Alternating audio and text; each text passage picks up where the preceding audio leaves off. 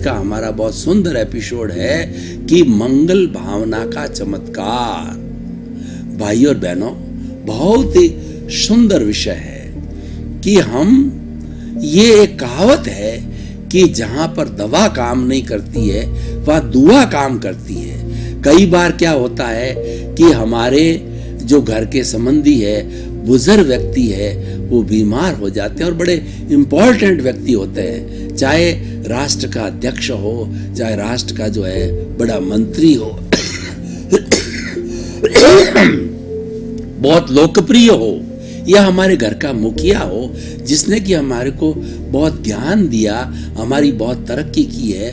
वो बुजुर्ग अवस्था के अंदर कोई जटिल बीमारी से ग्रसित हो जाता है, तो ग्रसित होने के बाद के अंदर सारी दवाई दी जाती है, लेकिन दवाई जो है असर करना बंद कर देती है। तो उस समय में ऐसा कहा जाता है कि जहां दवा काम नहीं करती है वहां दुआ काम करती है। देश भर के लोग दुआ करते हैं, जैसे अभी अटल बिहारी वाजपेयी की प्रति दुआ की गई, और बहुत से बड़े बड़े जो लोग अभी हमारे सामने गए हैं, सबके लिए हमने मंगल भावना की, हमने दुआ की।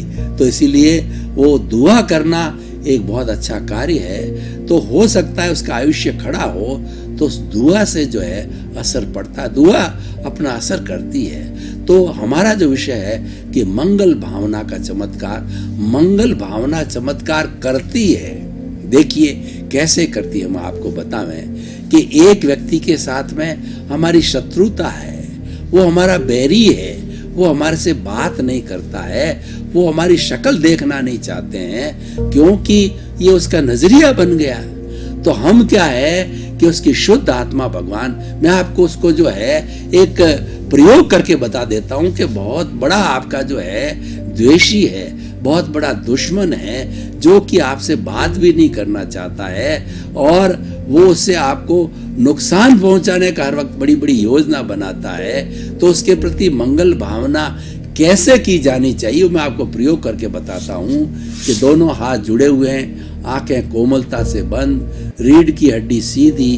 अब आप देखिए उस व्यक्ति का चित्र बनाइए जो कि आपका द्वेषी है, जो कि आपका दुश्मन है। वो आपके प्रति बहुत बुरी भावना रखता है, आपसे द्वेष रखता है, आपका बुरा करना चाहता है, आपको बिगाड़ना चाहता है, आपका ध्वंस करना चाहता है। तो उसके शरीर को देखकर उसके भीतर विराजमान प्रभु है, शुद्ध आत्मा भगवान है, क्योंकि शुद्ध हर प्राणी की आत्मा शुद्ध आत्मा होती है, अव्ययवाद होती है कि शुद्ध आत्मा किसी की भी हो, वो किसी को कष्ट न देती है न देना चाहती है। तो उसकी शुद्ध आत्मा भगवान जो कि अरूपी है, उसको जो है आप दृश्य रखते हुए आप उसके प्रति मंगल भावना करो कि है एक्स की शुद्ध आत्मा भगवान, आप एक्स को सद्बुद्धि दो कि वो मेरे प्रति कोई द्वेष नहीं रखे। मैं क्षमा याचना करता हूँ, अगर मेरे से कोई त्रुटि हो तो मुझे क्षमा करो, क्षमा करो, क्षमा करो।